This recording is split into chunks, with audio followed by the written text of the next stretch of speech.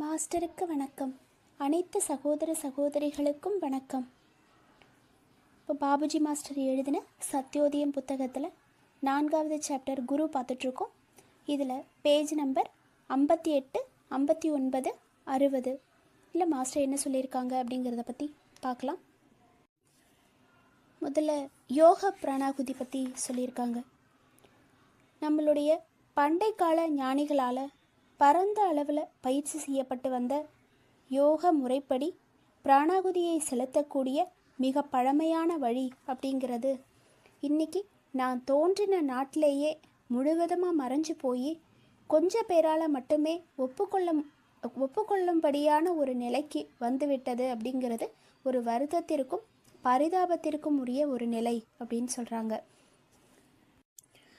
அந்த பிராணாகுதி முறையை எப்படி எல்லாரும் சொல்கிறாங்க அப்படின்னா, மற்றவங்க மனதை வசீகரிக்கக்கூடிய வித்தை அல்லது மற்றவர் மன ஆற்றலால் தூண்டப்படக்கூடிய ஒரு மயக்க நிலை அப்படின்னு சொல்லி தவறாக விளக்கம் கொடுத்து அதை கேலி செய்ய முயற்சி பண்ணுறாங்க. அதை சொல்லிட்டு நான் ராஜயோகத்தின் செயல்திறன் அப்படிங்கிற பாபுஜி மாஸ்டர் எழுதின அதே புத்தகத்தில் இதை பற்றி பிராணாகுதியை பற்றி விவரமாக சொல்லியிருக்கேன். பிராணாகுதி அப்படிங்கிறது ஆன்மீக பயிற்சியில் மேல்நிலைகளை அடைவது அப்படிங்கிறது இந்த பிராணாகுதி முறையில் யோக சக்தியை செலுத்துறதால மட்டும்தான் சாத்தியமாகும், வேறு வழிகளால் அல்ல அப்படிங்கிறத என்னால் உறுதியாக சொல்ல முடியும்னு மாஸ்டர் சொல்கிறாங்க. இப்போது இந்த காலத்தில் படித்தவங்க மத்தியில் இந்த பிராணாகுதி முறையை பற்றி அடிக்கடி சொல்லப்படுறதுனால சில மத போதகர்கள் என்ன பண்ணுறாங்க அப்படின்னா, அவங்களுக்கு அந்த பிராணாகுதியை கொடுக்கக்கூடிய சக்தி இல்லாததுனால அவங்களுடைய திறமையின்மையை மறைக்கிறதுக்காக இந்த பிராணாகுதி முறையில் ஒன்றும் தனிப்பட்ட திறமை இல்லை, அந்த தனிப்பட்ட தன்மை இல்லை அப்படின்னு சொல்லி மக்கள்கிட்ட அவங்க விவரமாக சொல்லிகிட்ருக்குறாங்க. சாதாரணமாக தினசரி நம்மளுடைய மனதில் சில குழப்பம் விளைவிக்கக்கூடிய ஒரு எண்ணங்கள் வரும். அப்போது இந்த மாதிரியான ஒரு சூழ்நிலையில் நாம் ஒரு மகாத்மா கூடயோ இல்லைன்னா மகானோடையோ இருக்கும்போது அது கொஞ்சம் விலகி நமக்கு ஒரு நிம்மதியை தருது. இது அந்த மகாத்மா கிட்டேருந்து வரக்கூடிய பிராண சக்தியினுடைய பலன் அப்படின்னு சொல்லி அவங்க சொல்கிறாங்க. அதாவது மத போதகர்கள் சொல்கிறாங்க. அவங்க தன்னுடைய அந்த திறமின்மையை மறைக்கிறதுக்காக பூசி மெழுகி பொதுமக்களை ஏமாத்துறதுக்காக அந்த மாதிரியான விளக்கங்களை அவங்க கொடுக்குறாங்க. அப்போது அந்த மாதிரி ஒரு மகானோடையோ அல்லது மகாத்மாவோடையோ இருக்கும்போது நமக்கு ஒரு நிம்மதி தருது அப்படின்னா அதுக்கான காரணம் என்ன அப்படின்னு மாஸ்டர் சொல்கிறாங்கன்னா, அவங்களோட இருக்கும்போது அவங்கக்கிட்ட இருக்கிற அந்த புனிதமான எண்ணங்கள் காரணமாக அந்த மகான்கிட்டேருந்து வரக்கூடிய பரம அணுக்கள் மூலமாக தானாக ஏற்படக்கூடிய அந்த கதிர்வீச்சினுடைய விளைவை தான் இவங்க பிராணாகுதி அப்படின்னு சொல்கிறாங்க. பரமாணுக்கள் அப்படிங்கிறது ஒரு மிகச்சிறிய துகள்கள். அப்போது அது அவங்கக்கிட்டேருந்து வெளியே வருது. அதன் மூலமாக தான் நமக்கு ஒரு சின்ன ஆசுவாசம் கிடைக்கிது. அப்போது அது பிராணாகுதி கிடையாது, அதை பிராணாகுதின்னு சொல்லி எல்லாரும் பொருள்படுத்துகிறாங்க, மத போதகர்கள் பொருள்படுத்துகிறாங்க அப்படின்னு சொல்கிறாங்க. அப்போது இந்த கதிர்வீச்சு அங்கே சுற்றி இருக்கிற எல்லாருக்குமே கிடைக்கிது. அதாவது அங்கே மகானை சுற்றி இருக்கிற எல்லாருக்குமே அது கிடைக்கிது. இதனுடைய விளைவா, இந்த கதிர்வீச்சினுடைய விளைவா அவங்க அவரோடு இருக்கிற வரைக்கும் ஓரளவு நிம்மதி அப்படிங்கிறது, ஒரு அமைதிங்கிறது கிடைக்கிது. இது இயற்கையாக நடைபெறக்கூடிய ஒன்றே தவிர இது பிராணாகுதி கிடையாது அப்படின்னு சொல்கிறாரு. அப்போது இந்த மாதிரியான பரமாணுக்கள் அப்படிங்கிறது மகான் இல்லைன்னா ஞானிக்கிட்ட மட்டும் இல்லாமல் நல்லவர், பொல்லாதவர், புனிதமானவர், பரம அயோக்கியன் அப்படிங்கிற எந்த வித்தியாசமுமே இல்லாமல் எல்லார்கிட்டேருந்துமே இந்த கதிர்வீச்சு வெளியே வருது, அது பரவுது அப்படின்றாரு. இன்னும் சொன்னால், பக்தி இல்லாத ஒரு ஒழுக்கங்கெட்ட மனிதர்கிட்ட கொஞ்ச நேரம் நாம் இருக்கிறோம் அப்படின்னும் போது அவருடைய அந்த குணத்திற்கு ஏற்ற மாதிரி பரமாணுக்கள் வெளியில் அதனுடைய விளைவாக நம்மளுடைய எண்ணங்களும் அதே வழியில் சிறிது நேரம் போகிறத நாம் பார்க்குறோம். இந்த மாதிரியான பரமாணுக்களினுடைய பலன் அப்படிங்கிறது கொஞ்ச நேரம் தான் இருக்குது.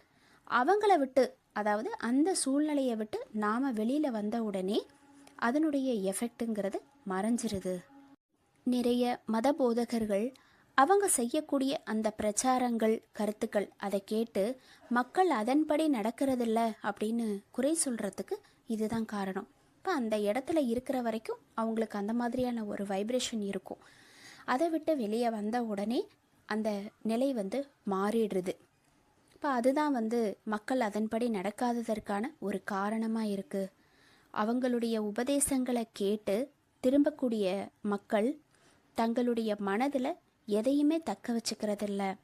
அவங்க கேட்ட எல்லாத்தையுமே உதறி தள்ளிடுறாங்க அப்படின்னு சொல்லி மத போதகர்கள் சொல்கிறாங்க.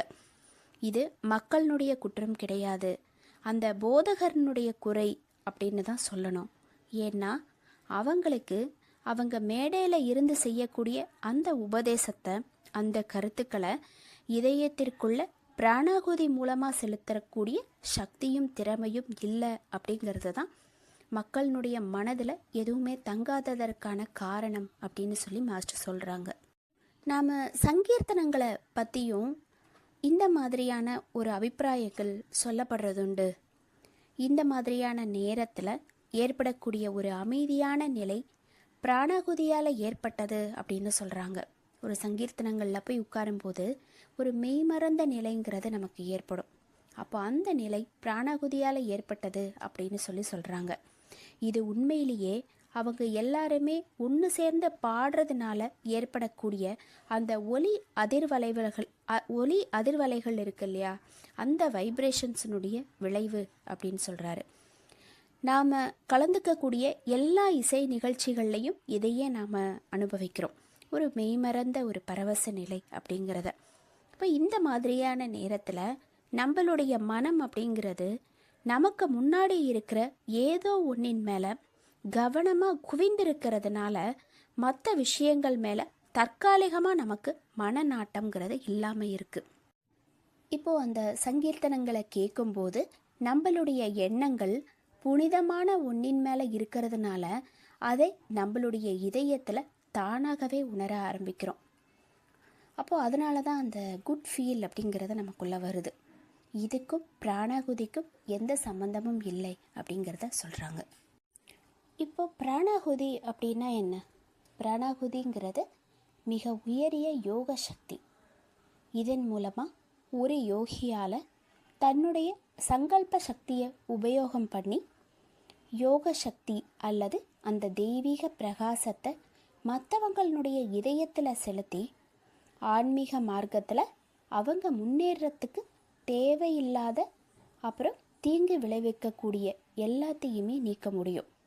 இந்த தெய்வீக சக்தியை அவர் தமக்கு அருகில் உள்ளவங்களுக்கு மட்டுமில்லாமல் தொலைவில் இருக்கிறவங்களுக்கும் செலுத்த முடியும்.